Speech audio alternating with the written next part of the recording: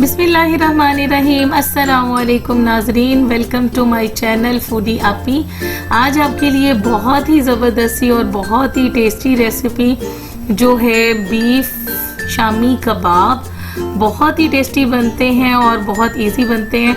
Chicken के शामी कबाब भी होते हैं और बीफ के भी। मेरे फेवरेट बीफ शामी कबाब हैं। चलें रेसिपी को करते हैं स्टार्ट। इसके लिए लिया मैंने हाफ केजी बीफ और इसको प्रेशर कुकर में शामिल कर देंगे। इसके साथ ही हम शामिल कर देंगे 2 गिलास पानी के, ठीक है। और इसके साथ ही हम शामिल करेंगे 3 से 4 टुकड़े दालचीनी के, 2 बड़ी इलायची जो काली वाली होती है, और इसके साथ ही 8 अदद मैंने यहाँ पे लिया है साबुत लाल मिर्च, 1 टीस्पून चिली फ्लेक्स, और इसके साथ ही 1 टेबल स्पून साबुत ज़ीरा, और 2 जी बादियान के फूल, और इसके साथ ही 4-5 लौंग, और 1 टेबल स्पून हम इसमें शामिल करेंगे नमक, हाफ टेबल स्पून शामिल करेंगे हल्दी, 1 टेबल स्पून भर के रेड चिली पाउडर, और इसके साथ ही 2 तेज़पात के पत्ते, और हम इसको करेंगे थोड़ा सा मिक्स ऐसे ही।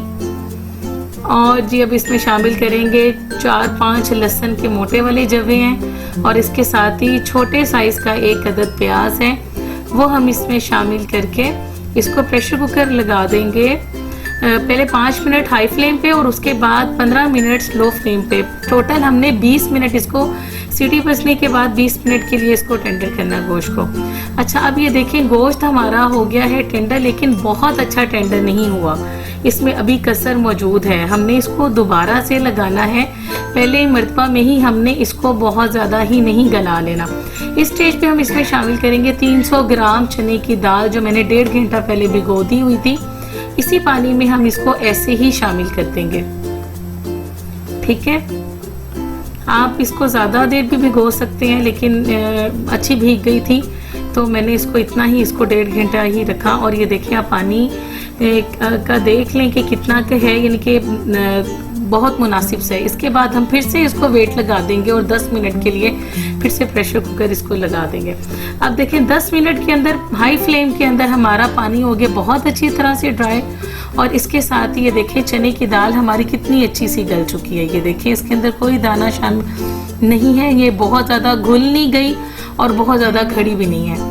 और अब मैं आपको गोश्त भी दिखा दूँ। ये देखें ये कितना अच्छा सा गल चुका हुआ है। ये देखें माशाल्लाह बहुत अच्छे से टेंडर हो गया हुआ है। अब क्या करना है कि जी हमने इसमें से गोश्त को कर लेना है रिमूव। हम इसमें से सारा जो है वो बोटियां वो निकाल लेंगे, क्योंकि हमने बीफ के रेशादार शामी कबाब बनाने। हमने इसको दाल के साथ ही मैश नहीं कर देना, वरना उसके रेशे इतने अच्छे नहीं बनेंगे, ठीक है। ये सारी बोटियां हम निकाल लेंगे, और इसके साथ ही जो साबुत गरम मसाला है इसका असर अच्छी तरह से आ चुका हुआ है, फ्लेवर भी और खुशबू भी, ये भी हम रिमूव कर देंगे, वरना ये मुंह में आता हुआ इतना अच्छा नहीं लगता, ठीक है। आपने इसी तरह सारे अच्छी तरह से चुन के दालचीनी भी और बादियान के फूल भी और लौंग भी हर चीज़ इसके अंदर से रिमूव कर देनी है। अब ये देखिए मैंने सब कुछ इसमें से निकाल दिया और सिर्फ दाल रह गई। और अब जी हम इसको अच्छी तरह से प्रेशर कुकर में ही मैश कर लेंगे, ठीक है। ऐसे आपने भी इसको मैश कर लेना। और ये देखिए इसके अंदर कोई दाना नहीं रह गया और ये बहुत अच्छी से मैश हो गया है। और इसी तरह मैंने इसको बारीक काट लिया, बहुत ही बारीक फाइन कर लिया एक प्याज। और जी ये जो गोश्त था इसके बड़े अच्छे से हमने इसको श्रेड कर लिया और इसके रेशे बना लिए, ठीक है।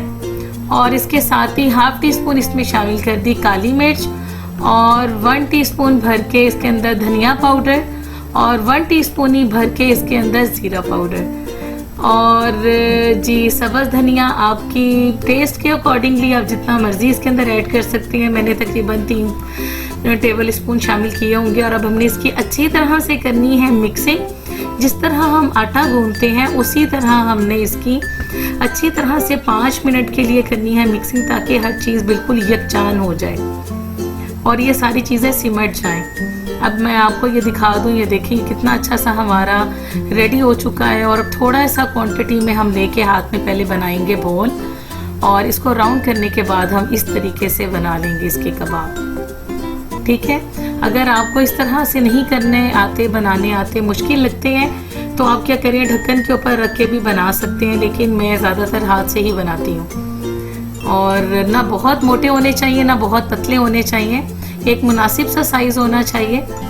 और ये देखिए इस तरह से मैंने कर लेने हैं सारे रेडी। और इसके बाद आपको फ्राई करके दिखाती हूँ। एक अंडा लेंगे और इसको अच्छी तरह से फेंट लेंगे। इसको बीट करने के बाद इसके अंदर हम तवे के ऊपर डालेंगे थोड़ा सा कुकिंग ऑयल, तकरीबन 4 टेबल स्पून के बराबर।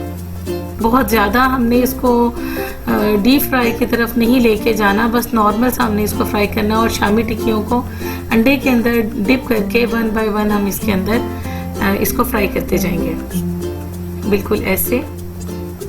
ये देखें, चलें जी, अब इतनी ही मैं आपको फ्राई करके दिखा दूँ। जब एक तरफ से बहुत अच्छे से कलर आ जाए तो फिर आपने इसकी साइड चेंज करनी है। ये देखें कितना खूबसूरत सा कलर आ गया है। और अब हम इसको निकाल लेंगे। तकरीबन 3-4 मिनट लगते हैं इसको फ्राई होने के लिए। बहुत हाई फ्लेम पे आपने इसको फ्राई नहीं करना। और मैं आपको डिश आउट करके दिखाऊं और ये दिखाऊं आपको, ये देखें माशाल्लाह कितनी रेशादार और कितनी यमी बनी है ये शामी कबाब। और नमक मिर्च इसके अंदर बिल्कुल परफेक्ट है। और अगर आप कम या ज़्यादा करना चाहते हैं आप इसको कर सकते हैं। मैंने यहाँ पर इसको सर्व किया होममेड गार्लिक मायो सॉस की। इसकी रेसिपी मैं आपको आई बटन में दे दूँगी। ये होममेड है और ये बहुत टेस्टी लगती है इसके साथ। और जी इसको रेसिपी को बनाएं, दावतों में सर्व करें, हाई टीज पे सर्व करें। और मुझे फीडबैक ज़रूर दीजिएगा, कमेंट सेक्शन में कमेंट करके ज़रूर बताइएगा कि आपको रेसिपी कैसी लगी। अभी तक अपने चैनल सब्सक्राइब नहीं किया हुआ तो काइंडली सब्सक्राइब कर लें। और जी मुझे दीजिए इजाज़त, आपसे इजाज़त चाहती हूँ। अल्लाह हाफिज़।